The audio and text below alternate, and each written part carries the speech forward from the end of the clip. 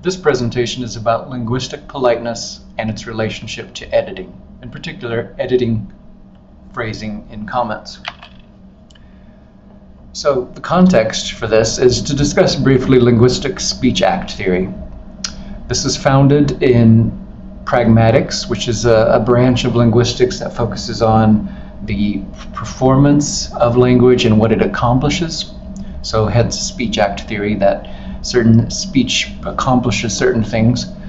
We usually call these utterances, and they perform two things: a locutionary act and an illocutionary act. A locutionary act is the act of just saying something, what is actually said. So if we were to only function at that level, this might be an exchange. Can you pass the salt? Then the person answers, yes, I can, and then does not pass the salt. The reason that this happened is that person two was interpreting merely based off of the locution rather than the illocution, which is the underlying or intended meaning, what is actually meant. Can you pass the salt? Sure, and then passes the salt. So even though the locution didn't say a command such as pass the salt or will you pass the salt, which would be a little bit more precise than can you, what we get essentially is that illocutionary act is the focus of speech act theory. It's what the meaning is of a given utterance or statement. A second point of context is face and face-threatening acts. Face is self-image, according to one anthropologist named Goffman. There's negative face, which is our need for autonomy or individualism. And there's positive face, which is our need for social approval. A face-threatening act is any act that threatens your autonomy or individualism, so negative face, or that threatens your need for approval by others, so your positive face. Politeness mitigates or weakens the face threat, which is from Brown and Levinson, who have a book on politeness theory. So what we're dealing with is how this might relate to editorial comments. So as editors deal in face-threatening acts, it's something that they do, it's their trade. They give evaluative speech, they communicate their evaluations of authors' work, and when they do this, they threaten their author's negative face. The authors need to do it their own way, and they threaten the author's positive face, which is the authors need to be seen as competent at their work. Linguistic politeness refers to using language to tend to both positive and negative face needs.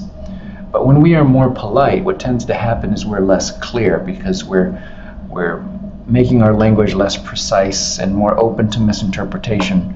And often when we are clear, though, we're less polite because we're being more direct about our meaning. So, here's what Makowitz and Riley say. Editors then must carry out two tasks at once. They must be clear in conveying how a document should be changed, but they must also be polite to maintain good working relationships with writers. Managing these two needs, clarity and politeness, means managing the directness with which an auditor states a writer's obligation to change a document in some way. So, there are two ways to mitigate the face-threatening act of telling an author what to do. And the first way deals with semantics, which is the content of language. And there are two semantic markers that can be tried. Number one, downgraders, and number two, supportive moves. So, downgraders, it can be added to both direct and indirect utterances to mitigate the face-threatening act. And they're more lexical or phrasal, so they're at the word level. They could be things like subjectivizers, I think, hedges like maybe or perhaps, downtoners like possibly, appealers like okay, or cajolers like you know. So these small semantic additions or markers called downgraders can mitigate. The second way is supportive moves, which is an extra bit of semantic content that moves beyond the editorial directive, meaning change this, and you add a little bit more supporting content. One of them is payoff statements, is when you communicate a benefit. For example, this will help the reader find your work experience more easily. It's a payoff statement. If you do what I tell you, here's a payoff. Or there's the compliment. This is a good start. More content that you state in your comment, but then you move to your critique or to your editorial directive. So these are 2 ways of semantic content to add to mitigate the face threat to authors. Now let's move to syntactic markers. This is where you deal with the structure of the sentence in your comments. There are three ways to deal with syntactic markers. There's the direct way, which is unambiguous, include a table here. There's the conventionally indirect, which has 2 possible meanings. Can you include a table, much like can you pass the salt, where the meaning is literally do what I'm telling you, or the answer could just be yes. 2 possible meanings. And then there's the non-conventionally indirect, which could have many meanings. Graphic aids create interest, which could be you just giving me some interesting information. It could mean you wanting me to add a table.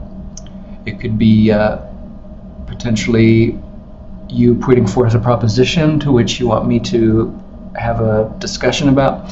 Obviously, most people would interpret this in the way of adding a table, but it doesn't necessarily mean that they don't. And if you read the Makowitz-Riley article, they back up claims that would suggest that this could be misinterpreted, especially by those who do not speak English as their first language. So let's start with the direct way, and that can be divided up into 2 pieces: bald on record and locution derivable. Bald on record is the most face-threatening, but it's also clearest. And many speakers prefer it, especially if they're non-native speakers, because it's very clear. So if you're going to use the bald on record directive, then mitigate it perhaps with a downgrader, maybe mitigate it with a complement, mitigate it with a payoff statement, so the syntax and the semantics working together to mitigate the face threat. So these are possible ways to use bald on record. The locution derivable is when you add a modal, such as should, and it has the force of an obligation when you say should. It has a high value, should, will, or ought.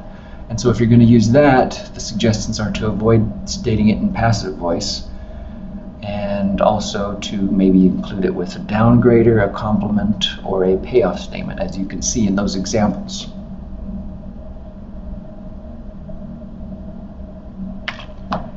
Now let's move to the second category, where we have the 2 possible meanings, if you recall, and that's the conventionally indirect.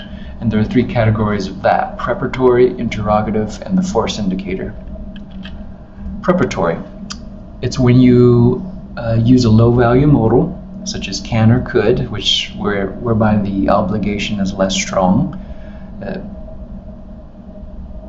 It's more polite, but it does introduce ambiguity. And the suggestions would be to avoid it when you really do want it to be an obligation.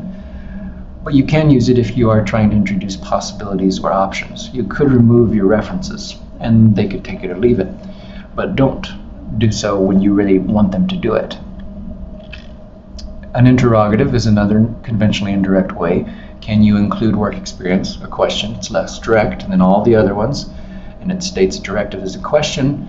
It's generally said to avoid this when the obligation is intended. Yes, please include your work experience. And to really only use this when you really are asking a question. Can you include more information for each work entry? Because it could be that they can't, because there's no more information to add. It's really an inquiry. So the point here is to use this one carefully. And then lastly, a force indicator. It's when you use a indicating device that explicitly states the purpose of what you're saying.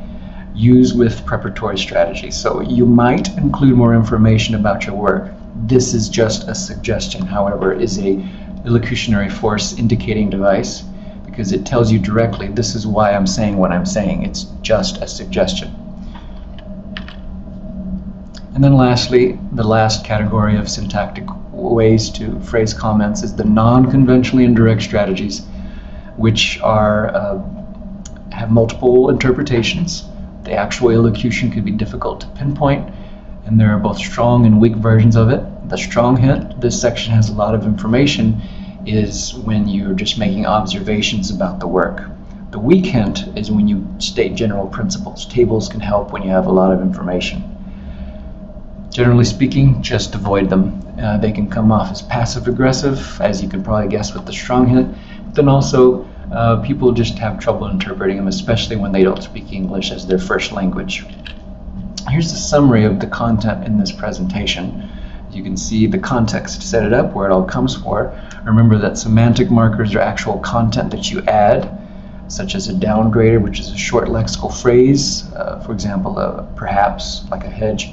And you could also use supportive moves, complements or payoff statements, and then syntactic markers where you deal with the way that you use the structure of the sentence. Generally, you're going to want to be more direct, but you can sense that some of the other strategies are appropriate, but especially not the hint one, 3C, where I talk about strong and weak hints.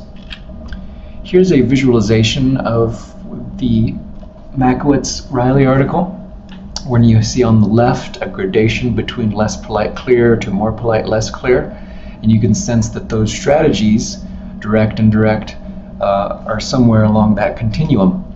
Bald on record is the least polite and most clear. Here's some examples, and here are some takeaways from it.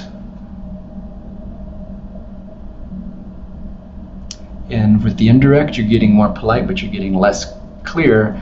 And here are some examples, and finally some takeaways. And then lastly, the hinting, which is just recommended not to use at all. And so I hope that from this presentation you'll have a way or a mechanism by which you can phrase your commentary, whether it's in comments in the sidebar or in an editorial cover letter. That's how we discuss linguistic politeness and its relationship to editing.